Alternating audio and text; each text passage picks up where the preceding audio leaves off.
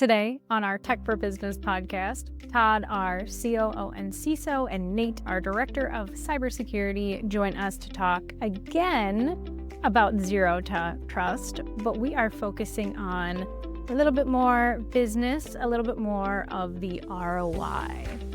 So Todd, can you maybe start us off? Why is Zero Trust gaining so much traction? I mean, why is it so popular right now? Everybody's talking about it. Everybody's into it. Why is it so popular? Well, I'll steal some phrasing from one of the vendors we're working with. Essentially, what we're transitioning from is the traditional world was default allow. So basically, if you pass the muster, you got allowed basically everything.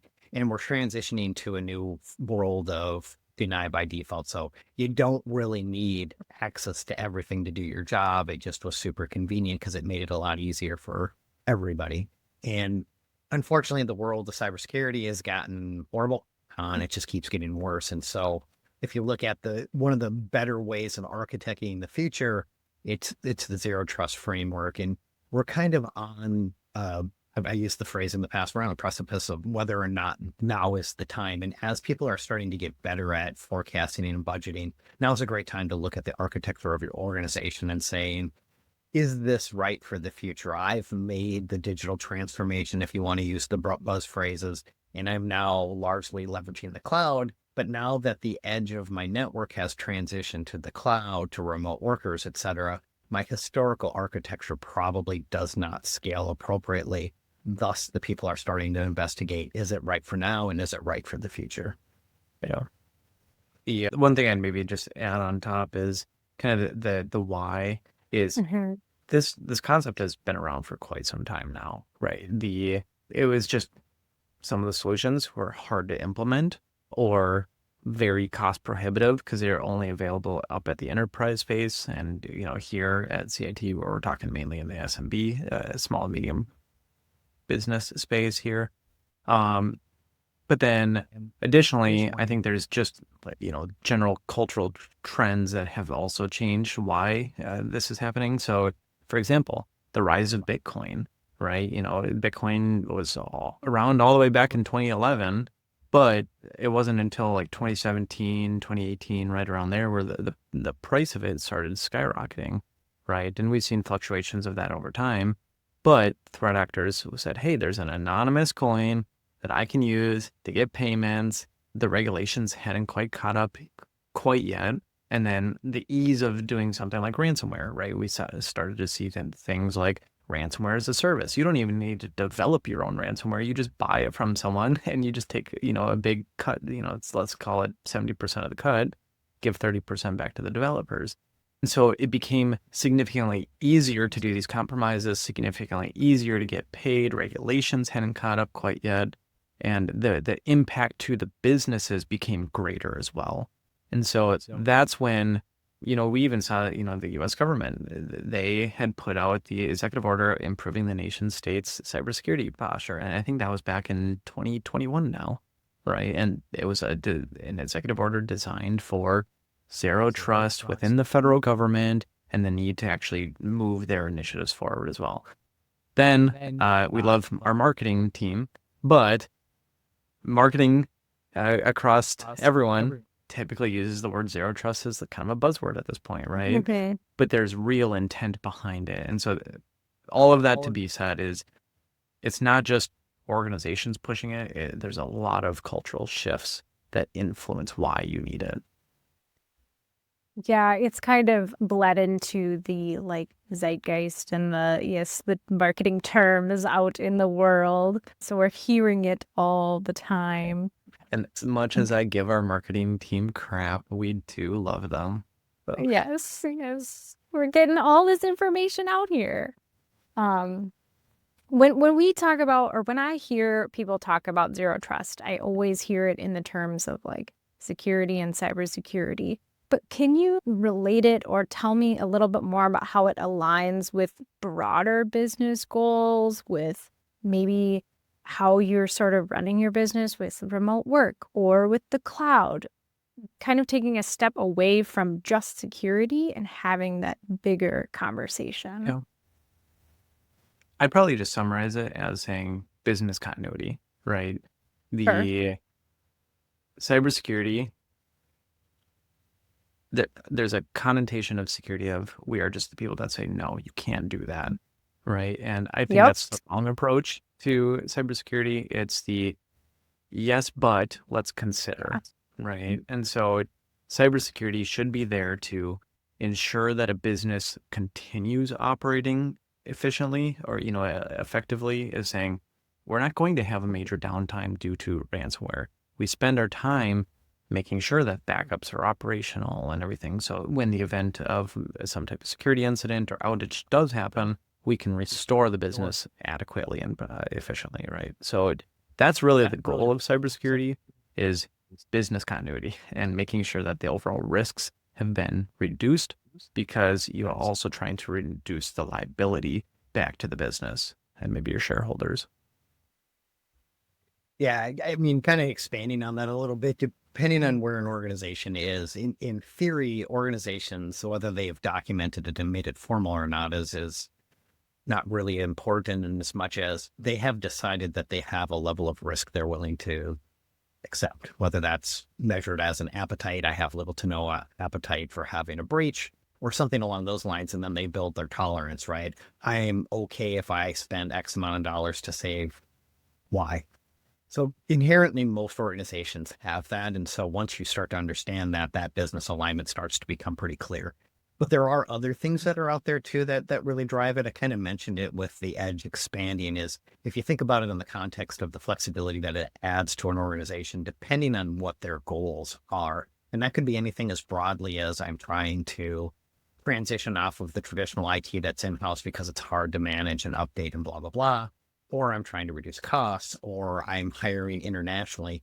Regardless of what those objectives are, they potentially get better protected and gives the flexibility, is where I was going with this, to the organization by having zero trust in place. So as I was kind of highlighting, and we've got tons of podcasts on this already, zero trust in and of itself is really designed to give the organization the ability to do the things they need to do. If you need to put your stuff in the cloud, great, no problem. If you got people remote, that edge is protected no matter where it is. So that type of business goals can then be quantified and protected by zero trust. There are other things too that you can kind of look at too, but again, this really is driven by what the business is looking for. So for example, your organization may want to say, I want to reduce my IT spend. And there is a perception, real or not, that going to the cloud by default ends up being more expensive. There may be a perception that the more I invest in cybersecurity, I have to spend more and more and more on top of it. As you look at zero trust platforms, there's variances of it. We'll call SASE as an example, where you're looking at securing the edge. A lot of those tools combine the packages into a single offering. And so you have the ability to reduce the number of solutions, if you will, into a single package. And you usually get economies by scale by doing that. Is if you go all in on a single package, your costs will typically decrease. So that potentially is another business goal of reducing or minimizing the cost of the investment. There could be some other things too that are a little bit more harder to quantify, but there could be some things out there too of, as an organization, I'm going to use manufacturing in this example, that I have to become compliant with CMMC. So if I'm working with the Department of Defense, I need to build my security. A business goal and a potential ROI, which is ultimately where we're going, and we can expand on this later, would be I'm going to land a contract with the US government that's worth $10 million. My IT investment is nil, but if I don't come compliant, I won't get that $10 million contract. And I'm just going to throw out mythical numbers here. So don't pay attention to the numbers. You're going to have to go through the vetting process on your own. But hypothetically, if I then am saying, well, I'm going to buy some tools, I'm going to buy a SASE solution, I'm going to do some implementation, I'm going to spend about $150,000. You can quickly go, for $150,000 investment, I get 10 million. That's a pretty clean, easy ROI. So I've got the ability to A, get compliance, which is partly where I was going, but B, it also really helps me drive ROI. We can dig into that a little bit more, but I know I've been talking for a bit, so I'll take a breath. Yeah, maybe the one thing I'll just touch on is just you had mentioned it a little bit with the SASE and the packages that kind of incorporate multiple avenues of security and like the services with that. I'll pick on one. So for example, in the traditional model, and this is why I said in the past, it used to be extremely cost prohibitive, is in the past, if you're trying to inspect like network traffic, right, you would have, okay, we have our firewall, then we have our SSL inspection solution, then we have our antivirus, like intrusion detection prevention solution. And you'd have to like scan the packets at each appliance on your network as it's going out. And then if one of them fails, maybe you bring down your network and, all this type of stuff, right? These new packages, or solutions on the market, you buy the one and you can set it off once, it scans it simultaneously across all of their engines, and then it goes out to, at the extremely limited latency. You can configure these to fail open in case it is offline. And then you just pay your subscription, right? For the cloud solution. So you don't have to pay necessarily your internal IT to maintain all these appliances or maintenance costs. What happens if one fails and now you have labor? So moving down this direction and focusing on the tools that are designed for it make a lot of sense when it comes to, replacing like hardware with software. So. Yeah, I'd love to drill down a little bit more into this cost savings, because I think that's the conversation people sort of want. And again, everything we're talking about is hypothetical because we don't have insights into your business as you're listening, but we can give you broad ideas.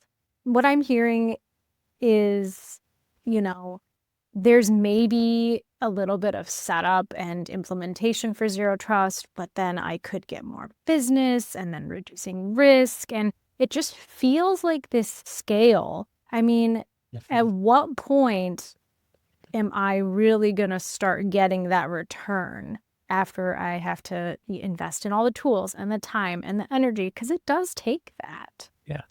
But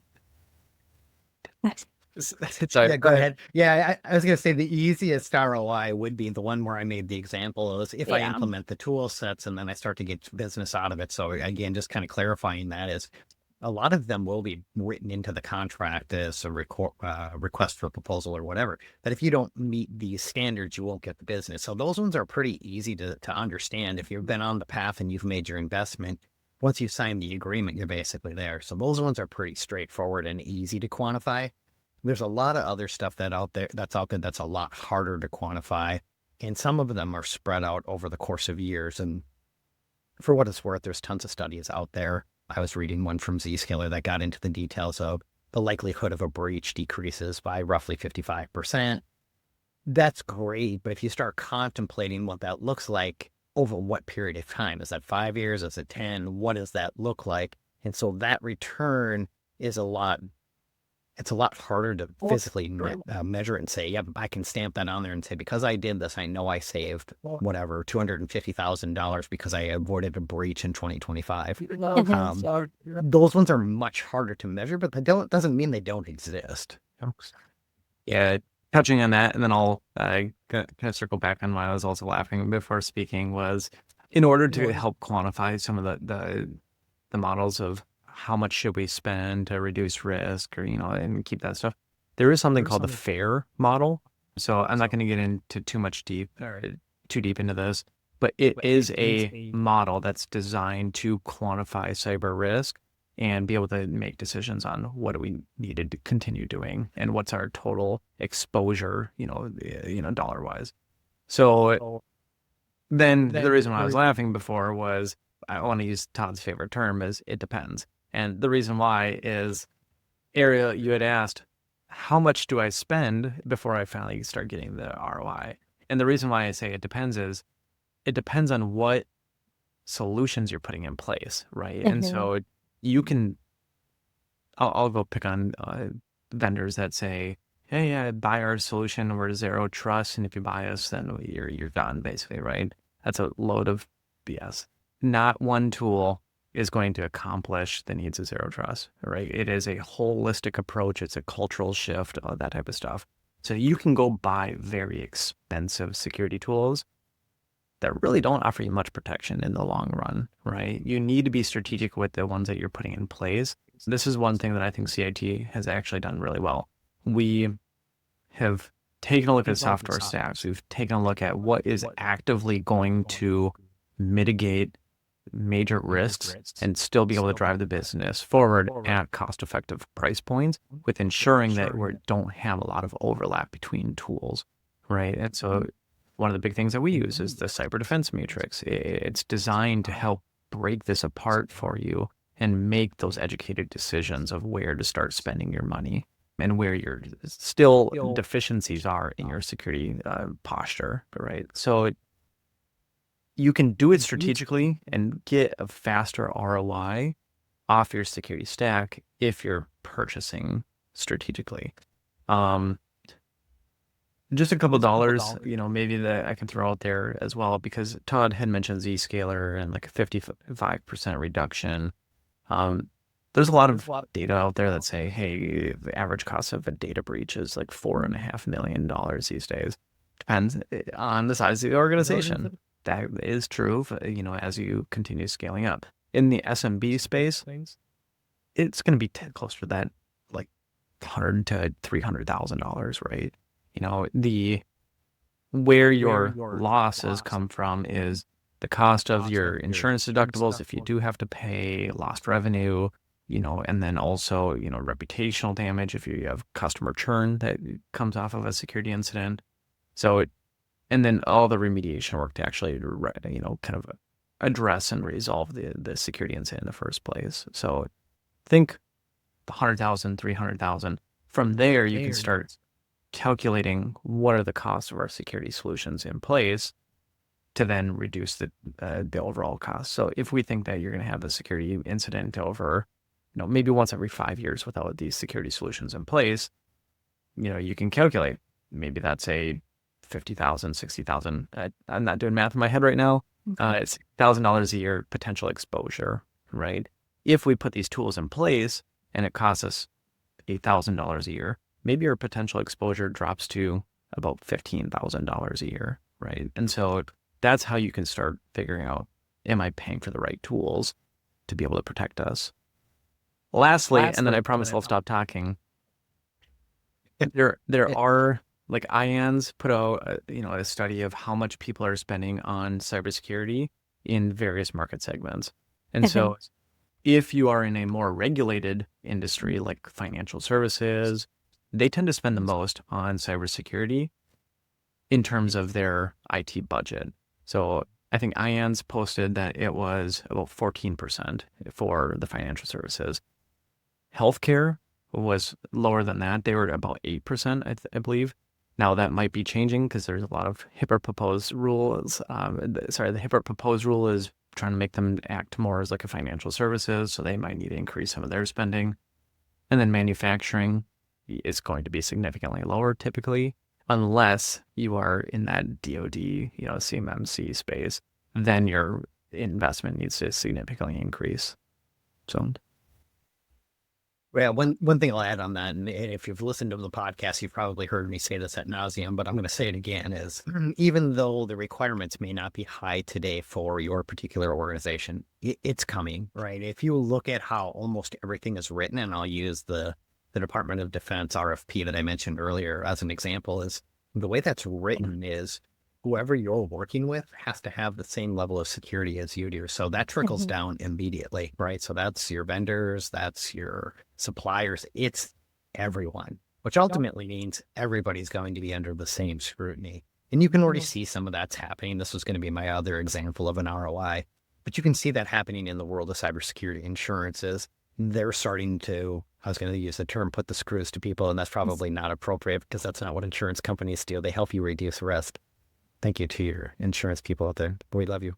But really what they're trying to do is they're trying to help you through the process and reduce the risk. And in this particular case, if you're paying attention to risk, this is a risk mitigation of transferring the risk to somebody else.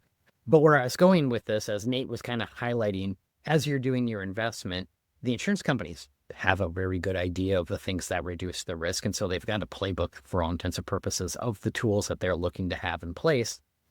And if you meet those, you will see the reductions of your costs with your insurance on a regular basis, your premium expenses, if you will. And that could be, I was talking to an underwriter yesterday, and his metric was roughly, if you check all the boxes, you'll see a 30% reduction in your insurance costs year over year. So It's fairly significant. Now, if you're not spending $100,000 on insurance, it clearly doesn't pay for all of your tools, but it is one of the factors that should be considered as you're going through the process of justifying the tools being in place. In the end, I think by far the biggest two in my book of where you're going to realize the ROI to address the question you asked earlier is going to be, can you get a contract because of it? That would be the easiest one. I'm generating revenue because I've done it. And then number two is going to be the fact that you've mitigated the risk of ransomware or some sort of security event. As I mentioned, though, I just want to put it is a little fluffy because it's hard to say because I didn't have one. It was definitely because I spent X, Y, and Z dollars. It most likely is true if you're paying attention and you're going through the process in a methodical manner, but it's harder to do it. Oh, and one last thing, getting back to the FAIR is FAIR is Factor Analysis for Information Risk. So that's what it stands for, in case you're curious, when you want to go Google that. Thank you. That was just for me because I need to Google that. I love it. Well, so what I'm hearing is we're reducing risk. We are becoming compliant or making sure that we're staying compliant. We're getting business because of that. We're potentially reducing risk from insurance costs. Is there can we shift to internally? Is implementing Zero Trust changing our efficiency internally or changing what our employees are doing day to day and what they're spending their time on? Is there any ROI there? Possibly. There is. Yeah. Yeah. I was going to say, yeah, there is.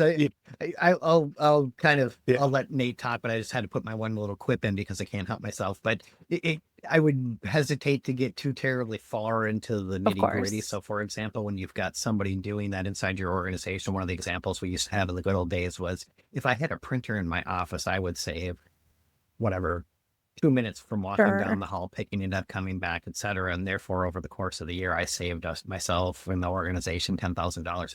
That's a hard ROI and difficult to justify, but I'll let Nate talk and then I'll add on to anything if appropriate. Yeah, it could be so wishy-washy, but again, it depends. The security is all about, there's a little triangle. For those that are listening, you can't see I'm holding up a triangle, but at one tip, you have security.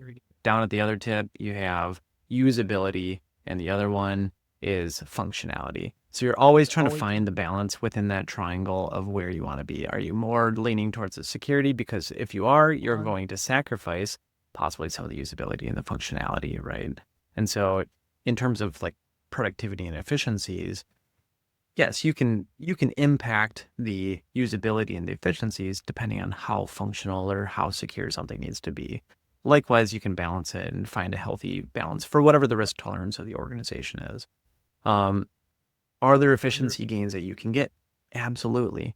So for example, let's go pick on software approvals in your environment. If in the past you had to put in, like you gave everyone local admin to their machines. If you're listening, the worst thing you can possibly do, don't do that.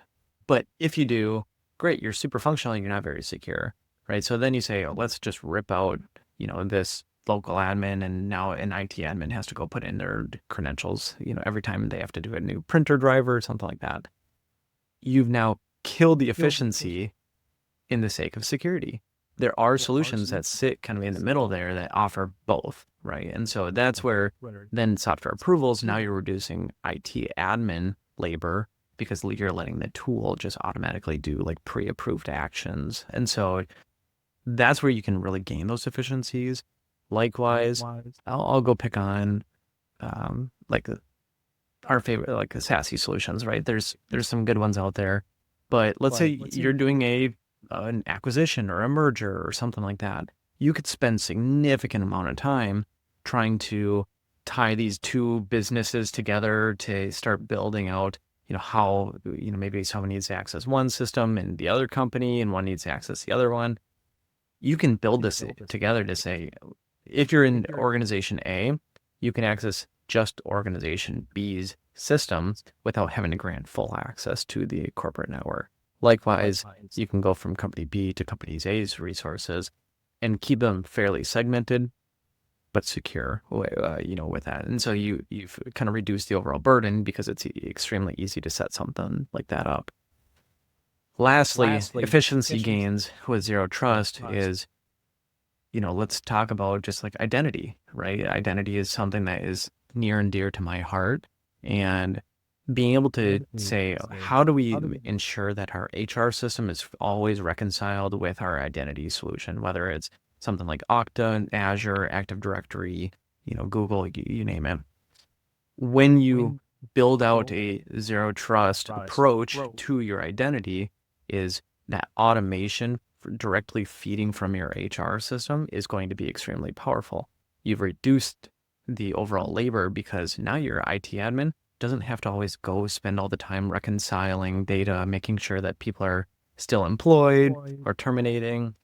They can be terminated automatically. All the updates that are happening from the HR's perspective can automatically sync downstream to your identity solution. So there's a lot of considerations when it comes to this. But yes, overall, you can improve efficiencies.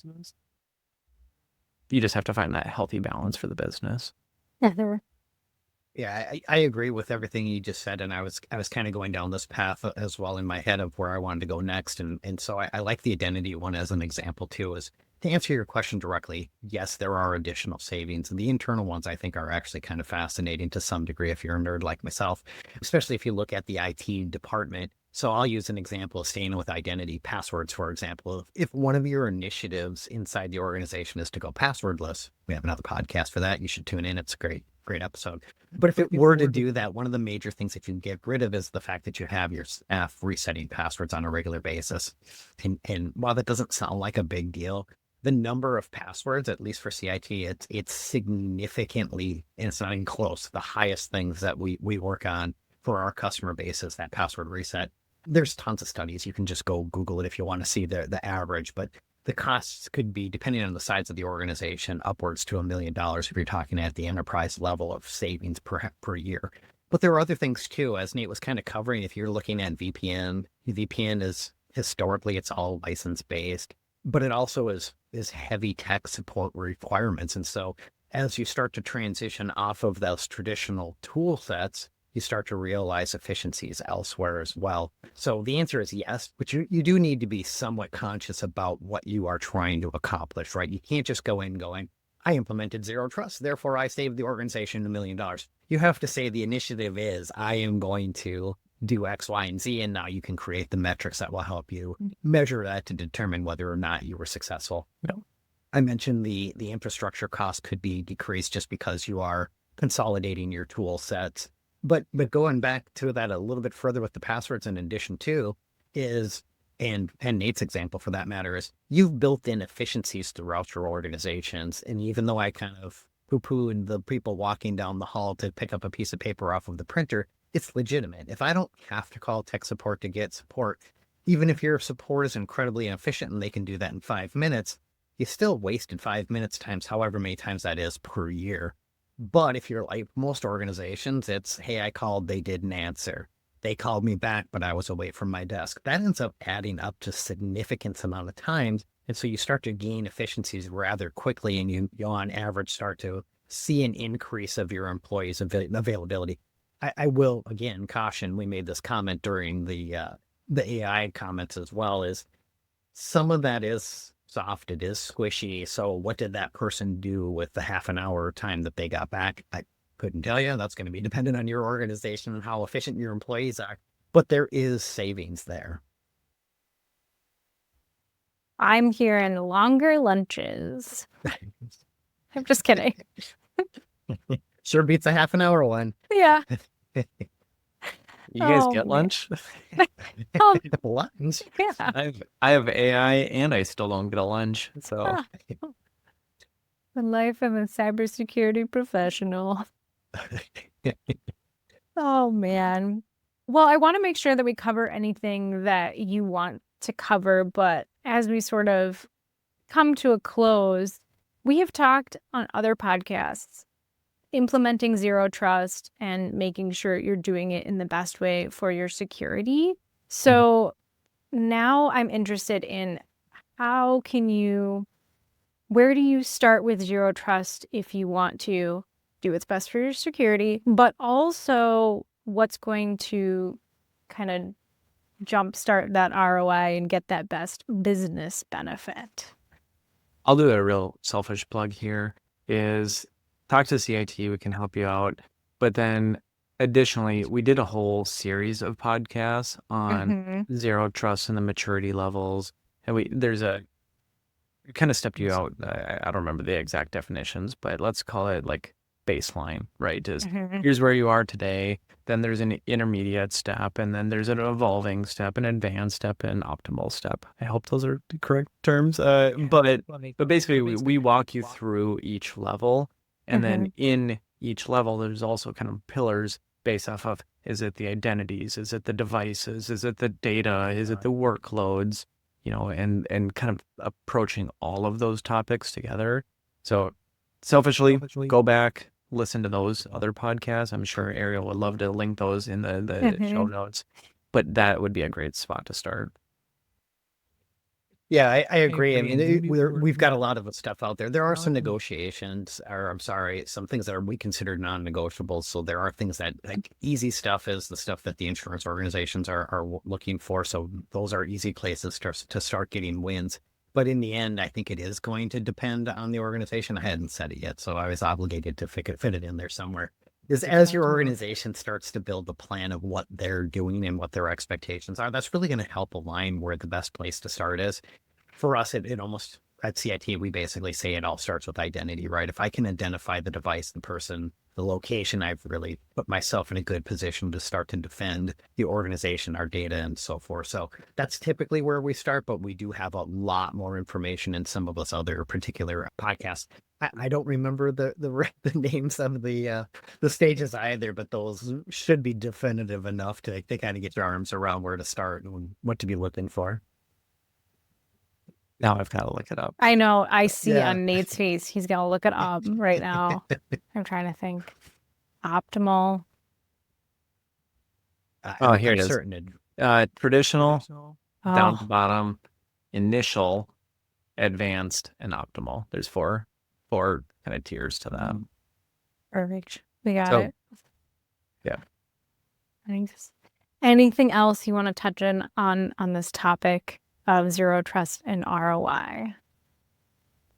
I think Nate covered it really, really well. I mean, I think we covered the topic well, but again, if you need help, there are people out there. Obviously, CIT is by far the best one to choose, but if you need assistance, there are people that can help you through the process. Yeah. I would just, as a reminder, if you're looking at solutions, there's a lot of vendors out on the market that say we do it all.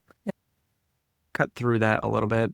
There are some that do it better than others, but just making sure that you're being very strategic with the solutions that you're putting in place. Zero Trust is such a buzzword. So again, we can help you through that as well. Perfect. Well, thank you both for joining us today. Thank you for joining us today. If you enjoyed this topic, please let us know. Like, subscribe, or reach out to us at info@cit-net.com or head out to our website, cit-net.com/podcast. We'll be back next week with an all-new episode.